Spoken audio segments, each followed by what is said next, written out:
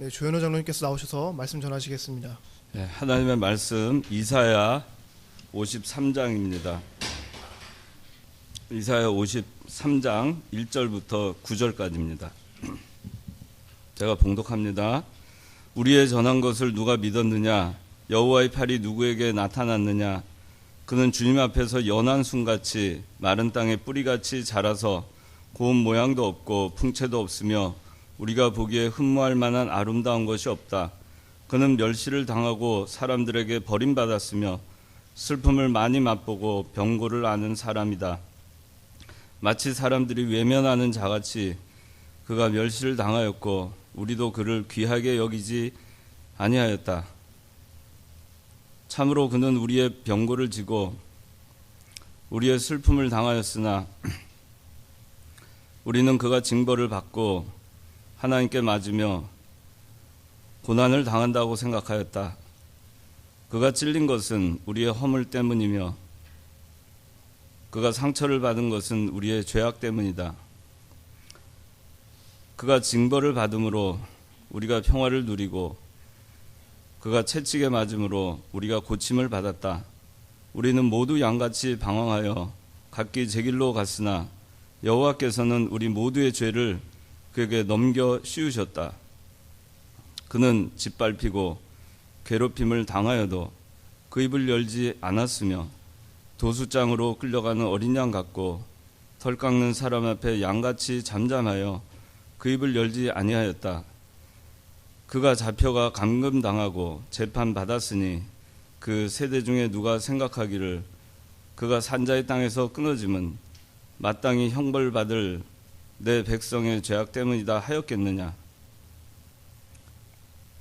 그는 폭력을 행한 것이 없으며 그 입에 거짓이 없었으나 그의 무덤은 악인들과 함께 있었고 그의 묘실이 부자들과 함께 있었다.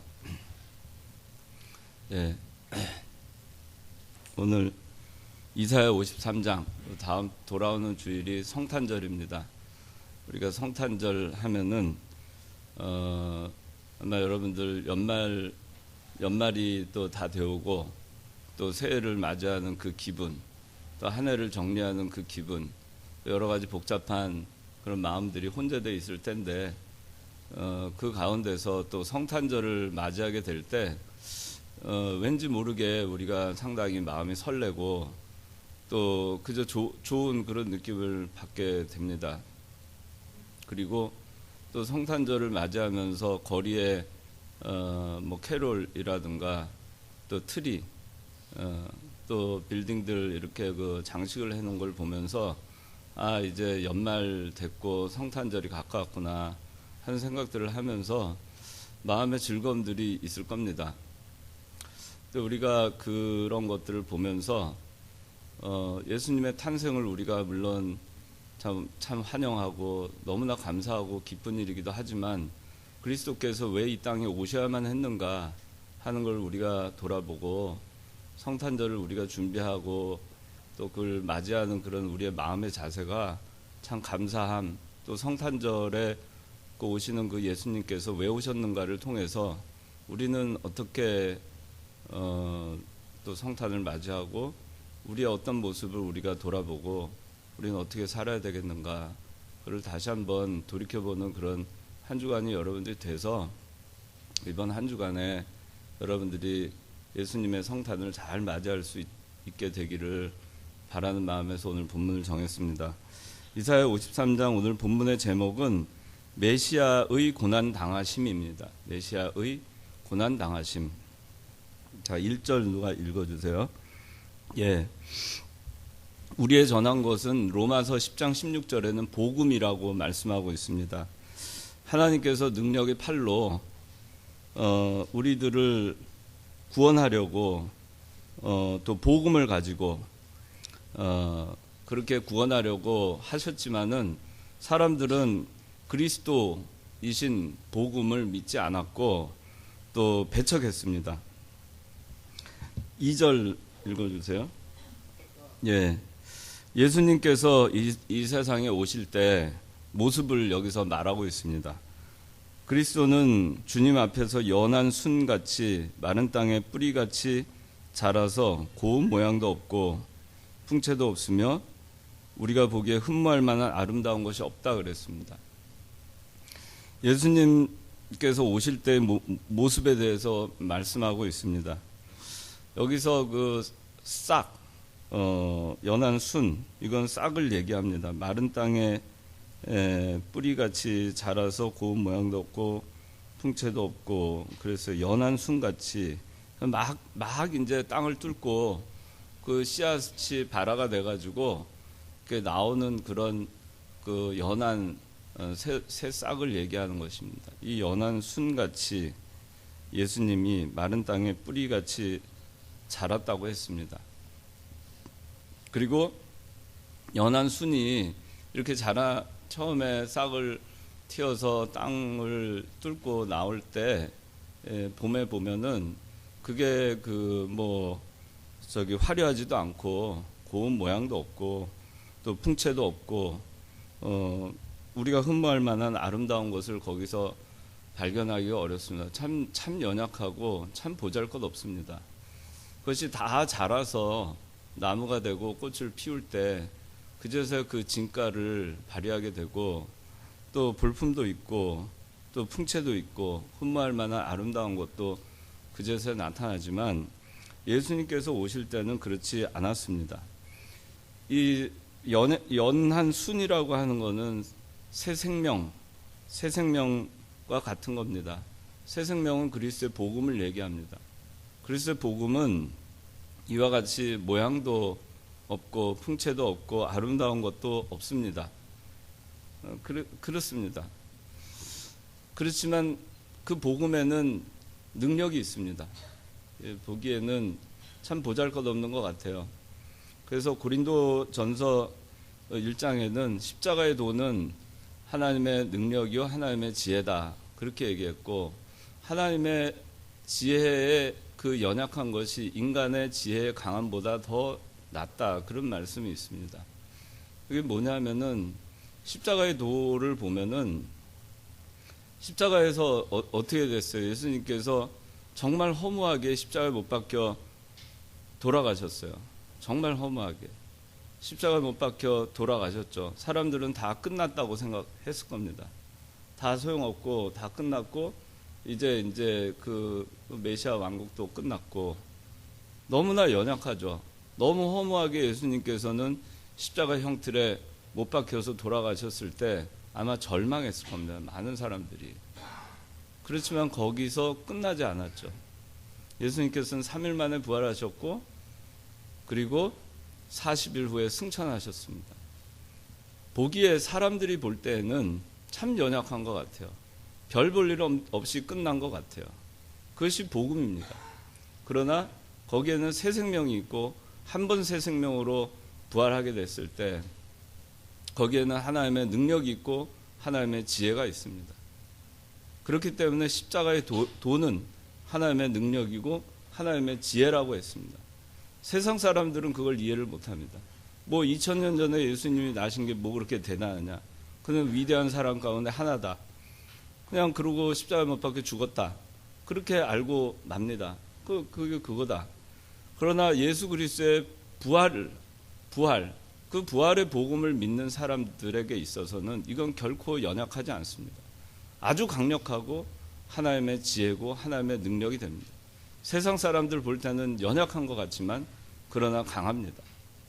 세상 사람들 볼 때는 연한 순 같지만 그러나 강합니다. 세상 사람들 볼 때는 보잘것없지만 그러나 강력합니다. 그것이 복음입니다. 예수님께서는 이제 오실 때 고운 모양도 없고 풍채도 없고 흠모할 만한 아름다운 거, 모양, 풍채, 아름다운 거, 그게 없었어요. 그리스도께서 동정녀 마리아에게 나셨습니다. 얼마나 무시당했겠어요. 애비도 없는 자식 아니냐, 어떻게 난 거냐, 어떻게 해서 요셉과 동침하지 않았는데 동정녀 가운데 동정녀가 어떻게 애를 낳을 수 있느냐, 도대체 애비가 누구냐, 얼마나 멸시와 무시를 받으면서 자랐을지 모릅니다. 요새 세상도 동정녀가 애를 낳았다 그러면은 그 태어난 아이는 굉장히 무시받으면서 자랄 겁니다. 그 다음에 요셉과 마리아가 결혼해서 낳은 자식들이 있어요. 그 형제들에게도 굉장히 무시를 받았을 겁니다. 그래서 예수님의 형제들이 3년 동안 예수님 따라다닐 때 그렇게 예수님하고 가깝지 않았어요. 예수님의 출생, 동정녀 마리아에게 나시고 유대 베들레헴 작은 골에서 나시고 마구간에서 나신 모습은 정말 보잘것없고 이 연약한 순처럼 순순하고 그저 담담하고 꾸밈없이 그렇게 예수님은 오신 것입니다. 예수님은 이 연한 순같이 마음이 온유하고 겸손하신 예수님이셨습니다. 그렇게 이 세상에 오셨어요. 우리가 이 세상에 태어나서 우리는 어떻게 태어나서 어떻게 자랐는가, 어떻게 살고 있는가 한번 생각을 해봅시다. 예수님께서는 이렇게 낮은 자리에서 오셔서 정말 모양도 없고 풍채도 없고 아름다운 것도 없이 그렇게 성장하셨어요. 우리가 성탄절을 맞이하는 우리는 무엇을 생각하면서 성탄을 맞이하는가? 예수님께서 우리를 위해서 십자가에 못 박혀 대속해서 죽으시기 위해서 이 땅에 오실 때 예수님께서 얼마나 많은 것을 버리시고 오셨는가? 그리고 나실 때 얼마나 연한 순같이 마른 땅에 뿌리같이 자라서 그리고 고운 모양도 없고 풍채도 없고 우리가 보기에 흠모할 만한 아무런 아름다운 것이 없이 그렇게 예수님이 났던가 하는 걸 우리가 기억해야 됩니다. 3절 읽어주세요. 예, 그는 멸시를 당하고 사람들에게 버림받았다 그랬습니다. 그리스도는 멸시를 당하셨습니다. 그리스도를 생각하면은 생각나는 단어가 많아요. 어떤 것들이 우리가 생각날까? 이 그리스도 그는 멸시를 당하고 사람들에게 버림받았으며 슬픔을 많이 맛보고 병고를 앓는 사람이다. 마치 사람들이 외면하는 자같이 그가 멸시를 당하였고 우리도 그를 귀하게 여기지 아니하였다. 자,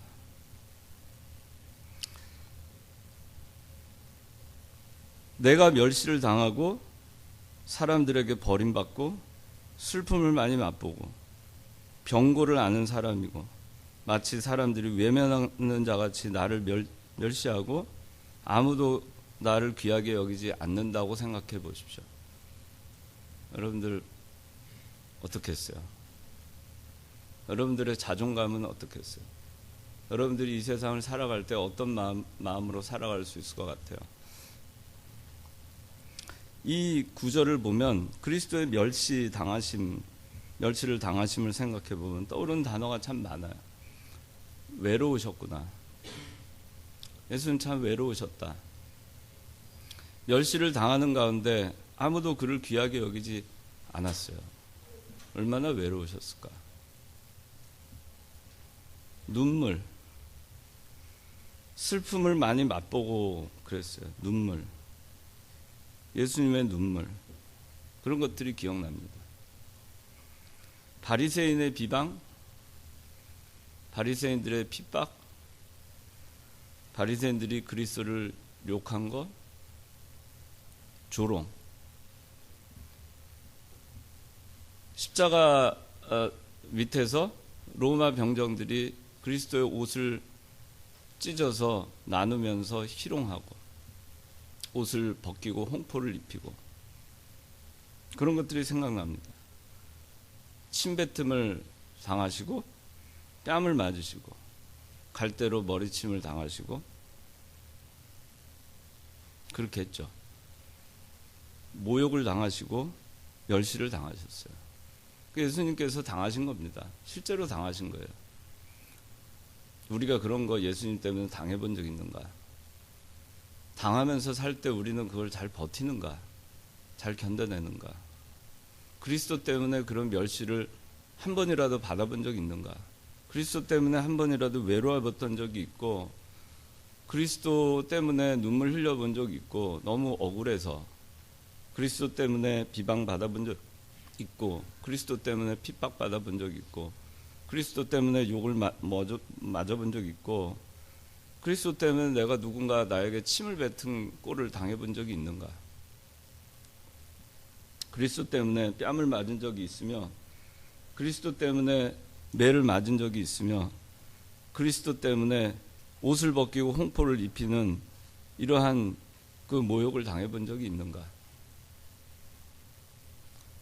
있는가? 그리스도는 그거를 담담하게 다 그걸 우리를 위해서 다 겪으셨어요. 그리고 사람들에게 버림받았다 그랬습니다. 사람들에게 버림받았습니다. 예수님은 호산나 다윗의 자손이여, 호산나, 호산나 그렇게 외쳤죠. 예수님께서 예루살렘으로 3년째 돼서 들어가실 때 메시아가 오셨다. 메시아가 우리를 구원할 것이다. 그러면서 만세 만세, 그러면서 이 예루살렘으로 예수님께서 십자가에 달리시기 불과 5일 전에 입성하시던 그날 수많은 군중들은 종려나무 가지를 땅에 깔고 호산나 호산나 하고 외쳐댑니다. 그런데 사람들에게 버림받았다 그랬죠. 그 호산나 하고 예수님을 영접했던 환호했던 군중들로부터 5일 만에 버림받습니다. 예수님은 사랑했던 제자들로부터 버림받으십니다. 예수님은 그가 3년이나 제자로 길렀던 가룟 유다로부터 은 30의 팔리움을 당하십니다. 그가 가장 사랑했던 수제자였던 베드로로부터 3번 부인을 당합니다. 그리고 겟세마네에서 예수님과 함께 마지막 날 체포되던 그날 밤 함께 기도했던 제자들이 달아납니다. 다 도망갑니다. 다 예수님을 버렸습니다. 사람들이 다 예수님을 버렸어요. 그리고 하나님께서도 예수님을 십자가에 못 박으심으로써 예수님을 버리셨습니다. 여러분 버림받아 봤을 때 그 느낌, 그거 겪어본 사람이 있는지 모르겠어요. 누군가로부터 버림받았을 때, 부모로부터 버림받았을 때, 버림받았다는 감정을 느꼈을 때, 내가 사랑하는 사람으로부터 버림받았다고 느꼈을 때, 형제로부터 버림받았다고 느꼈을 때, 부모로부터 버림받았다고 느꼈을 때 견디기가 어렵겠죠. 예수님은 버림받았어요. 누구 때문에? 우리 때문에. 누구 때문에? 바로 저와 여러분 때문에 버림받으신 거예요. 슬픔을 많이 맛보고 병고를 아는 사람이다 그랬습니다. 찬송가 그 하늘 가는 밝은 길이 내 앞에 있으니, 그 하늘 가는 밝은 길이 내 앞에 있으니 슬픈 일을 많이 보고 늘 고생하여도 하늘 영광 밝음이 어두운 군을 해치니 예수 공로 의지하여 항상 빛을 보도다. 예수님이 이랬을 것 같아요. 하늘 가는 밝은 길을 보신 거죠. 십자가상에서 죽음을 맞이하시더라도 그것이 하늘 가는 길이라는 것을 아셨어요. 세상에서 슬픈 일을 많이 보고 늘 고생해도 그것이 하늘 영광이 되는 것을 알았습니다. 그래서 하늘 영광 밝음이 어두운 군을 해치니 예수 공로 의지하여 항상 빛을 보도다. 하늘 가는 밝은 길이 앞에 있으니 예수 그리스도는 세상에서 슬픈 일을 많이 보고 늘 고생하셨어요. 늘 고생하셨어요. 예수님 굶주렸기 때문에 제자들하고 가시다가 밀밭 사이로 가시다가 이삭을 잘라서 드셨죠. 얼마나 시장하셨으면. 길 가시다가 무화과 나무 열매 하나도 달려있지 않는 잎만 무성한 무화과 나무에서 혹시 열매 있을까 해서 보셨지만 먹지 못하셨죠. 예수님은 그 여우도 굴이 있고 공중의 새도 집이 있지만 인자는 머리 둘 곳이 없다 하실 만큼 가난했습니다. 집도 없었어요. 일정한 거처도 없었습니다. 마치 노숙자와 같은, 나그네와 같은 그런 삶을 사셨어요. 가난했습니다. 풍랑이 있는 배에서 제자들은 난리가 났는데 그 풍랑이 있는 뱃머리에서 골아떨어져서 주무실 만큼 고단하셨어요.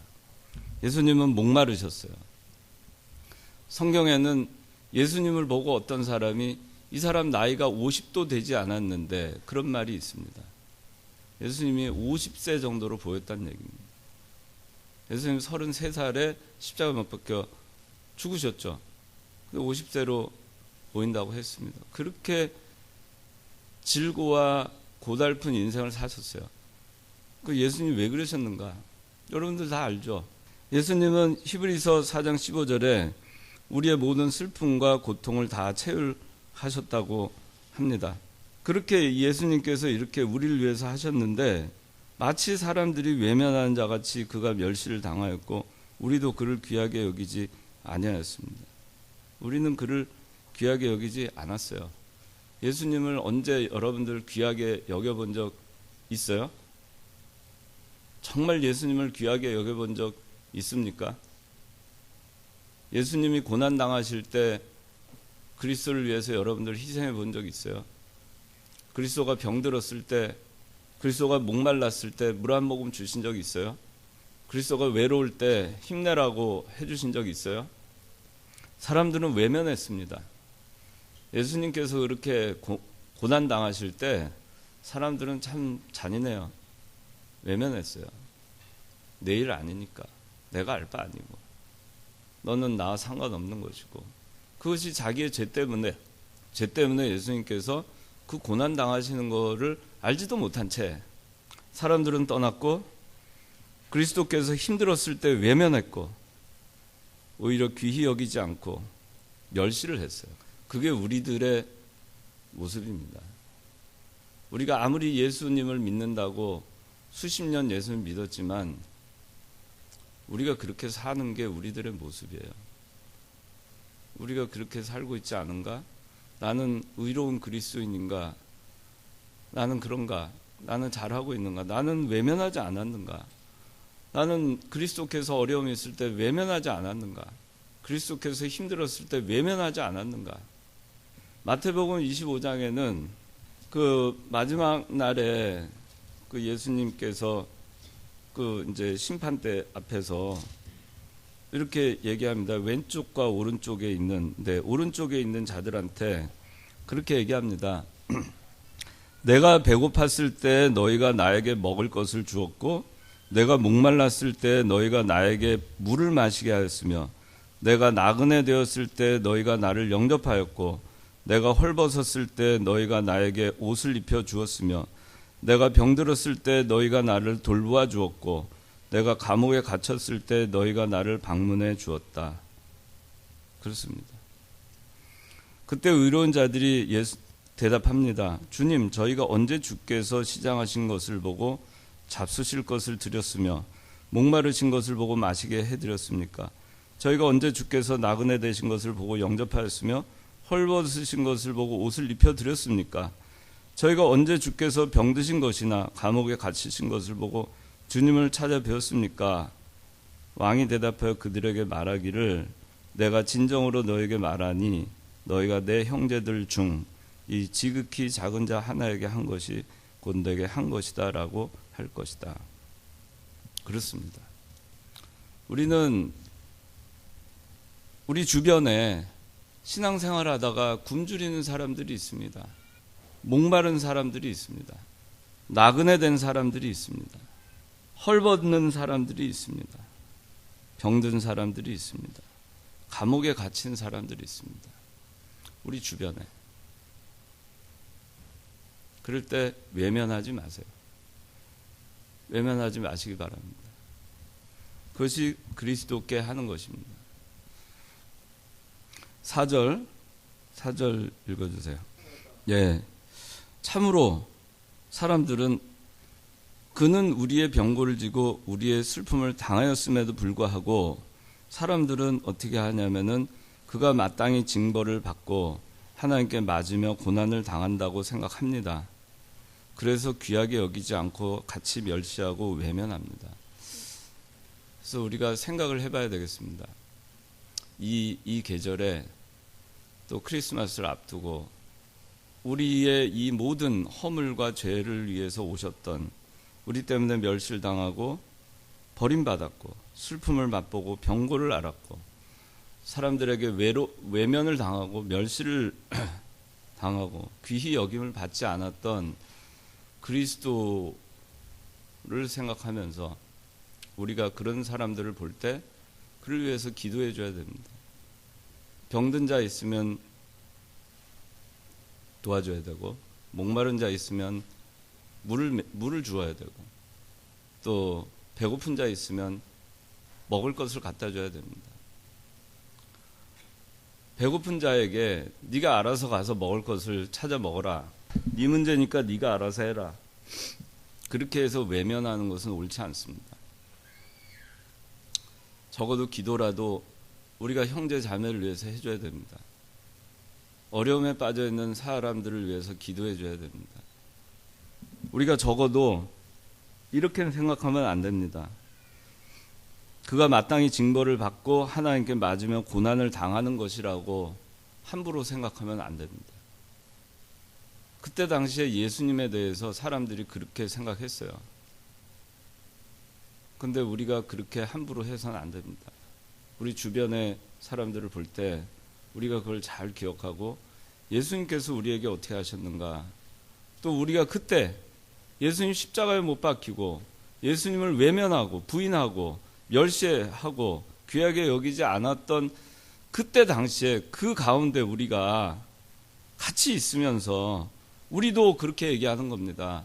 그리스도는 마땅히 그의 죄 때문에 징벌을 받고 마땅히 하나님께 맞으며 고난을 당하는 것이다. 십자가에 못 박아라. 우리가 그렇게 말할 자격이 있을까요? 자, 5절, 6절. 5절에는 그가 찔린 것은 사실은 그게 아니라는 거죠. 4절에 있는 거는 그때 그 자리에서 우리도 같이 있었어요. 우리도 그를 찔렀어요. 근데 그게 사실은 찌른 사람들 허물이었고 여러분들의 허물 때문이었어요. 저의 허물 때문이요. 그가 상처를 받은 것은 그때 예수님께 상처를 낸 당사자가 바로 우리들입니다. 우리의 죄악 때문입니다. 여기서 아무도 자유로울 수가 없어요. 그런데 우리는 계속해서 예수님을 찌르고 예수님 상처를 냅니다. 아직도. 그가 징벌을 받음으로 우리가 평화를 누립니다. 누가 징벌을 내렸습니까? 우리들이 징벌을 내렸습니다. 우리의 죄 때문에. 우리가 십자가에 못 박았습니다. 그가 채찍에 맞음으로 우리가 고침을 받았다. 우리의 남의 희생, 그리스도의 희생, 그리스도의 채찍, 그 채찍질 한 대 우리의 죄가 하나 없어지고, 채찍질 2대 우리 죄가 또 없어지고, 채찍질 3대 또 없어지고, 가혹하게 채찍질을 했어요. 그래서 예수님은 부활하신 다음에도 상처가 남았습니다. 가시면류관 쓰셨죠? 창에 허리 찔리셨죠? 손과 발에 못이 박히셨죠? 부활하신 후 그 자국을 보여주십니다. 창자국을 보여주십니다. 흔적은 남아있습니다. 고난의 흔적이 남아있어요. 찔리신 흔적이 남아있습니다. 그 상처는 남아있습니다. 우리가 다른 사람들을 알지 못하고 찔렀을 때, 징벌을 했을 때, 채찍질을 했을 때 상처가 남습니다. 그래서 우리가 다른 사람에 대해서 우리가 가혹해서는 안 됩니다. 다른 사람에 대해서 함부로 가시관을 씌우고 함부로 창을 찌르고 함부로 못 박는 일을 해서는 안 됩니다. 우리는 옛날에 예수님께 그랬습니다. 이제는 더 이상 그러면 안 됩니다. 그게 예수 믿는 사람이 해야 될 일입니다. 상처는 남습니다. 예수님은 그 상처를 이겨내셨죠. 근데 사람들은 그 마음의 상처가 잘 지어지지 않아요. 그리스도의 능력으로 지어낼 수 있어요. 그걸 이겨낼 수 있어요. 어렸을 때 부모로부터 학대를 받은 아이는 그것이 평생 트라우마로 남습니다. 어느 순간인가 그것을 치유해 주지 않으면 트라우마로 남아요. 그래서 저도 제 어렸을 때 저는 뭐 워낙 많이 맞으면서 자랐으니까 형한테도 하도 많이 맞고 뭐 그래서 보기엔 이래도 제가 맷집은 강해요. 맷집은 강해서 제가 군대 가 있을 때 고참들이 우리 동기 집합을 시켜가지고 제가 동기 선임이었어요. 그 저부터 때립니다. 그 제일 힘 있을 때 때리잖아요. 근데 이상하게 저는 별로 안 아파요. 안 아파서 그냥 서 있는데 두 번째 저희 동기가 9명 있었는데 두 번째부터는 팍팍 낮아빠져요. 그게 헐리우드 액션인지 뭔지는 잘 모르겠어요. 근데 저는 군대에서 맞을 때 별로 아프지 않았어요.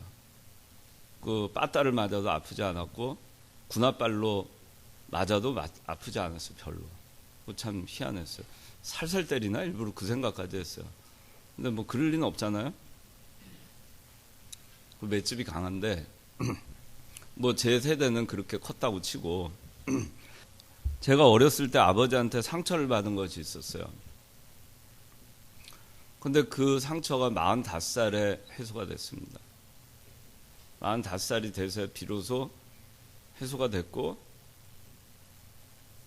제가 그러니까 뭐 하여튼 지금도 그 생각하면 참 마음이 그런데 아버지가 저를 사랑하고 계시다는 것을 비로소 알았어요. 사랑하셨었구나. 사랑하시는구나. 나한테 참 따뜻하게 해주고 싶으셨던 아버지셨구나. 그런데 엄하셨구나. 방법을 몰라서. 그렇게 생각을 했고 그날 아버지한테 사랑한다고 전화하고 아버지도 저한테 처음으로 사랑한다고 얘기를 했어요. 그 수십 년 왔던 그게 다 상처가 아물더라고요. 제가 여러분들 알 겁니다. 저한테 아들 둘이 있는 거. 근데 큰아들을 제가 참 모질게 길렀어요. 애를 처음 낳아서 기르다 보니까 애 기르는 법을 몰랐어요. 그때는 또 미국에 있었고 누가 가르쳐주는 사람도 없었고 그래서 엄하게 길렀습니다. 그러다 매는 들진 잘 않았어요. 그런데 제가 그 아이가 어렸을 때인데 그 아이가 좋아하는 로봇을 제가 부신 적이 있어요. 포장을 뜯어서 이제 막 가지고 놀기도 전에 부쉈습니다. 부수었고 그 부순 이유가 있었어요. 말을 안 들었기 때문에. 그리고 벌을 세웠습니다. 그리고 종아리를 제가 10대를 때렸어요. 제가 그 아이가 장성하는 동안 많이 사과했습니다. 아들한테. 너는 그걸 기억하니? 기억 못한대요. 그래도 제가 미안하다. 사과한다. 미안하다. 그때 너한테 상처 줘서 미안하다. 여러 번 사과했어요. 나이가 들어서도 20대가 넘어서도 25이 넘어서도 사과했습니다. 왜? 그 아이의 상처는 그대로 남아있을 수 있으니까 그걸 치료해 줘야 되니까. 제 책임이니까. 여러분들이 사람이 살다 보면 상처 줄 수 있어요. 근데 여러분들이 본의 아니게 상처 준 거 있으면 해가 넘어가기 전에 크리스마스 때 그 상처에 대한 사과를 합시다. 그렇게 합시다. 저도 상처를 많이 받아요. 얘기는 여러분들한테도 많이 상처받고요. 또 교회에서도 상처 많이 받고 교단에서도 상처를 많이 받습니다. 너무 칼을 많이 맞아서 제가 몸을 열어보면 상처 자국이 너무 이루 말할 수 없을 겁니다, 여러분. 우리는 예수님의 마음을 품고 예수님께서 우리에게 어떻게 하셨는가를 생각하고 해야 됩니다. 옳지 않은 일을 해서는 안 됩니다. 옳은 일을 해야 되고 또 예수님께서 십자가에 못 박히신 것 같이 그런 거를 겪었을 때 그 사람을 여러분들 위로해주고 사랑으로 보듬어줘야 됩니다. 자, 여기 6절, 우리는 모두 양같이 방황해서 각기 제 길로 갔으나 여호와께서는 우리 모두의 죄를 그에게 넘겨 씌우셨다 그랬어요.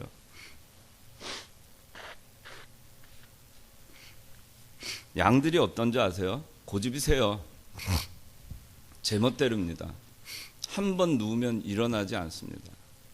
얼마나 집요하냐면은 풀을 먹잖아요. 푸른 초장에 나와서 풀을 먹으면 왜 목동들이 또 초장을 옮기고 하는지 아세요? 양떼들은요, 그 독초인지 좋은 풀인지 구분을 못합니다. 무조건 뜯어 먹어요. 그 양입니다. 독초인지 아닌지 구별 못합니다. 그 다음에 풀이 있으면 그 풀을 뜯어 먹다가 그 뿌리 있는 거는 먹지 말아야 되는데 뿌리까지 다 뜯어 먹어요. 그게 양입니다. 한 번 뒤집히면 자기 발로 일어나지 못하는 게 양입니다. 그렇게 미련해요.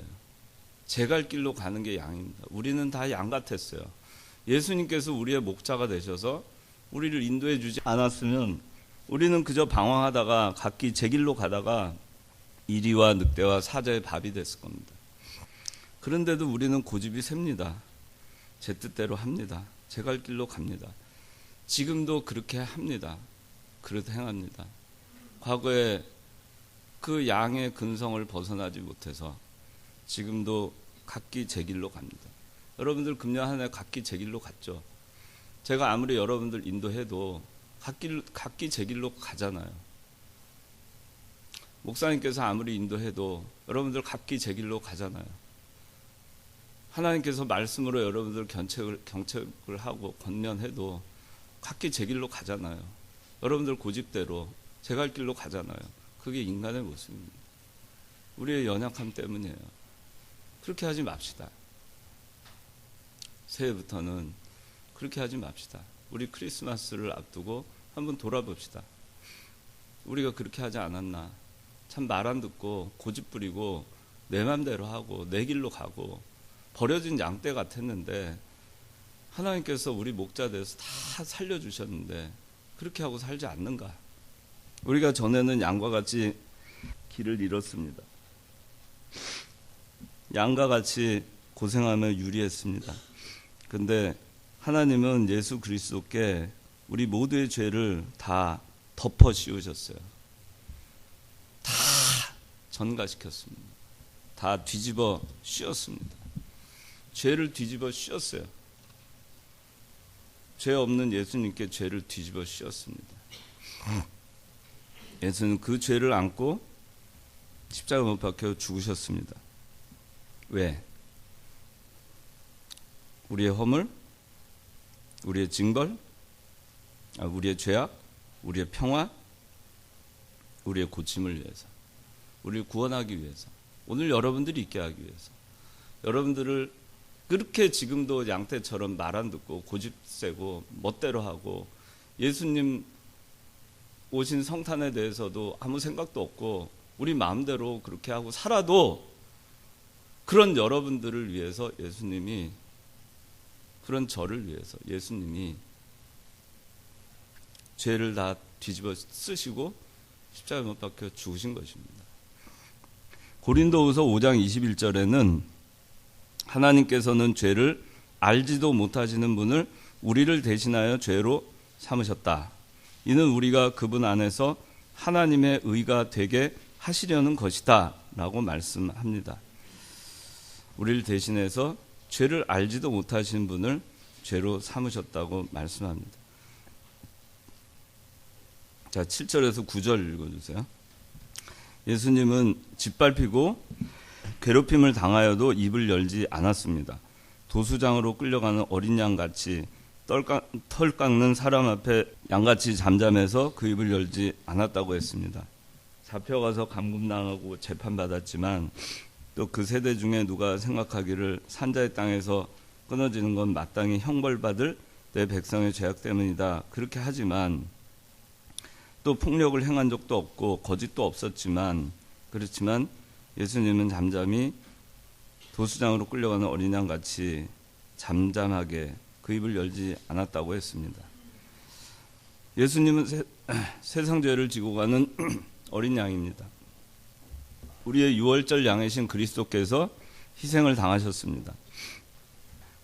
우리가 사형받아야 되는데 그리스도께서 대신 도수장으로 사형장으로 끌려가신 겁니다. 그래도 입을 열지 않았습니다. 그리스도는 고난을 잘 참고 침묵하셨습니다. 베드로전서 2장 23절에 욕을 받으시되 대신 욕하지 아니하시고 고난을 받으시되 위협하지 아니하시고 오직 공의로 심판하시는 자에게 부탁하시며라고 말씀하십니다. 그리스도께서는 아무 죄가 없이 능욕과 곤욕을 당합니다. 바리새인들과 제사장들이 죄 없는 그리스도를 정죄하고 누명을 씌우고 거짓 증거를 하고 능욕을 하고 핍박을 했지만 그리스도는 대신 욕하지 않았고 공의로 심판하신 하나님께 다 맡기고 잠잠히 구속을 다 이루어 나가셨습니다. 그리스도께서 왜 이처럼 하셨을까? 그거는 우리를 용서하시기 위함입니다. 그래서 우리가 배워야 됩니다. 장발장 알죠? 미가엘 신부가 장발장이 빵을 훔쳐서 또 탈옥을 해서 아주 흉악범으로 그렇게 낙인돼 있던 장발장이 그 밤에 찾아와서 잘 대접을 받고 아침에 은쟁반 은촛대를 가지고 도망을 가죠. 은촛대만 가져갔는지. 그런데 경찰한테 잡혔습니다. 미가엘 신부한테 왔습니다. 그 은쟁반이 없어진 것을 보고 하녀가 놀라서 미가엘 신부한테 얘기합니다. 은쟁반이 없어졌어요. 미가엘 신부가 얘기합니다. 그 은쟁반이 언제는 우리의 것이었더냐 이렇게 얘기합니다. 그리고 장발장이 왔습니다. 경찰에 끌려서 장발장한테 아니 왜 그것만 가져갔느냐, 저거 다 가져가라 하지 않았느냐 하고 다 싸서 줍니다. 예수님께서 십자가상에서 하신 가상치렁 가운데 하나가 자기를 희롱하고 능욕하고 그러는 그 사람들, 예수님은 아무 죄가 없으셨지만 그런데 그 능욕하고 희롱하는 그 사람들에 대해서 이렇게 기도합니다. 아버지여 저들의 죄를 용서하시옵소서. 그 기도합니다. 여러분들 세상 살다 보면 고난받을 때 있습니다. 자기 죄로 인해서 고난받을 때도 있고 애매히 고난받을 때도 있고 또 의를 이루다가 고난을 받을 때가 있습니다. 그리스도를 생각하고 용서해야 됩니다. 하나님의 일을 하다 보면 우리가 갈등할 때가 있습니다. 공의와 이 용서 사이에서, 공의와 사랑 가운데에서 그 두 가지가 만나는 그 접점에서 도대체 어느 쪽으로 해야 될 것인가 참 선택하기 어려운 갈등이 될 때가 참 많아요. 저도 그럴 때가 많습니다. 사랑으로 해야 되는가, 공의로 해야 되는가, 어느 것이 옳은가. 왜냐하면 하나님은 공의의 하나님이고 하나님은 사랑의 하나님이니까 공의로 해야 될 것인가 아니면 사랑으로 용서해야 될 것인가. 여전히 숙제입니다. 아마 여러분도 그럴 겁니다. 그러나 어찌됐든 우리는 사랑해야 되고 어쨌든 용서해야 되고 긍휼히 여기고 공의를 또 행해야 됩니다. 그게 그 경계선에서 어떻게 해야 되는지 저도 잘 모르겠습니다. 이건 우리에게 숙제입니다. 오헨리가 쓴 그 크리스마스 선물이라는 거 옛날에 제가 몇 번 얘기했을 거예요. 그 부부가 다 가난했죠. 그런데 크리스마스 때 정말 사랑하는 사람이니까 선물을 하고 싶었어요. 그래서 그 아내는 굉장히 긴 금발머리를 가지고 있었고 남편은 아내가 결혼할 때 가져온 정말 좋은 시계가 하나 있었습니다. 그런데 아내가 늘 마음에 걸렸던 것이 남편의 시계줄이 있으면 좋겠다 생각했어요. 남편은 그 아내가 저 아름다운 금발머리를 빗을 수 있는 빗이 있었으면 좋겠다 했어요. 크리스마스가 됐습니다. 선물들 사갖고 왔고, 아내는 남편에게 시계줄을 내놓습니다. 남편은 아내에게 빚을 내놓습니다. 남편은 시계를 팔아서 빚을 샀고, 아내는 자기의 머리를 잘라서 머리를 팔아서 시계줄을 샀어요. 두 사람한테 남은 게 뭐죠? 사랑입니다. 그래서 그리스도께서 이처럼 하신 것 두 번째는 사랑이에요. 우리를 사랑했기 때문에 다 하신 겁니다. 자기 머리도 자를 수 있고 자기한테 가장 소중한 것도 버릴 수 있는 거예요.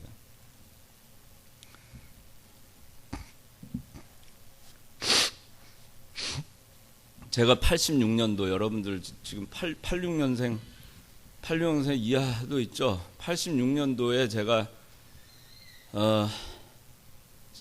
크리스마스 12월 25일 날, 86년 12월 25일, 그때 제가 새벽에 새벽 예배를 아버지하고 같이 옵니다. 차를 타고 오는데 신촌 연세대를 지나서 굴다리 있죠.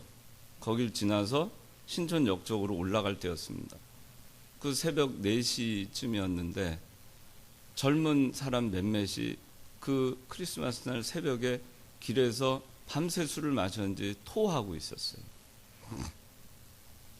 그리고 저는 지금도 그게 생생합니다. 그날 많이 울었어요. 왜? 나는 도대체 저 사람하고 뭐가 달라서, 나도 예수님을 믿지 않았으면 아마 저랬을 거야.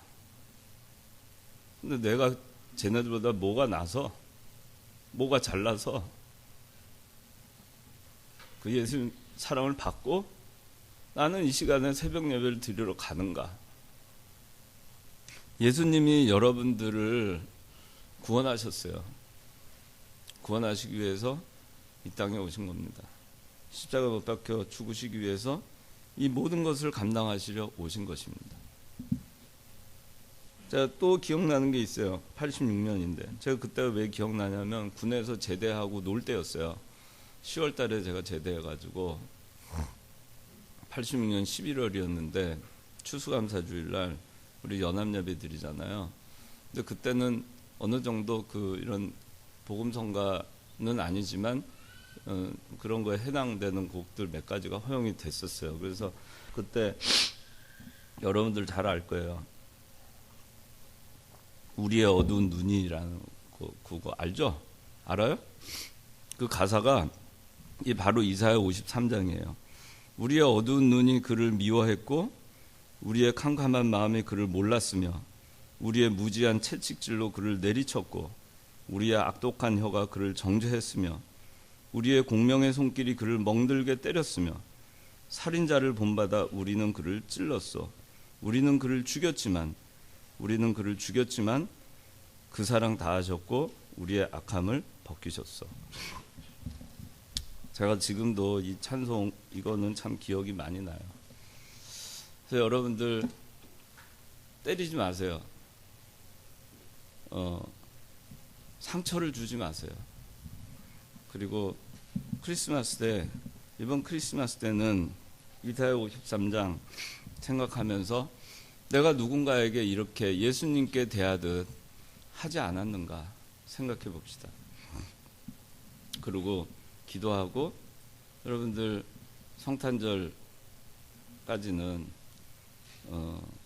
사랑하고 용서하고 그리고 위로해주는 여러분들로 좀 바뀌었으면 좋겠어요. 자, 기도하겠습니다. 하나님 아버지 감사합니다. 우리 청년들 하나님께서 지금까지 인도해 주셨습니다. 이들을 하나님께서 앞으로도 잘 인도해 주시고 또 성탄절을 저희가 잘 준비할 수 있게 도와주시옵소서. 그리스도께서 이 땅에 오신 그 이유를 우리가 바로 알아서 그리스도에게 우리가 2000년 전에 행했던 그 잘못을 다시 저지르지 않도록 우리가 올바른 그리스도인으로 바로 살아갈 수 있도록 은총을 베풀어 주시옵소서. 예수님의 이름으로 기도드리옵나이다. 아멘.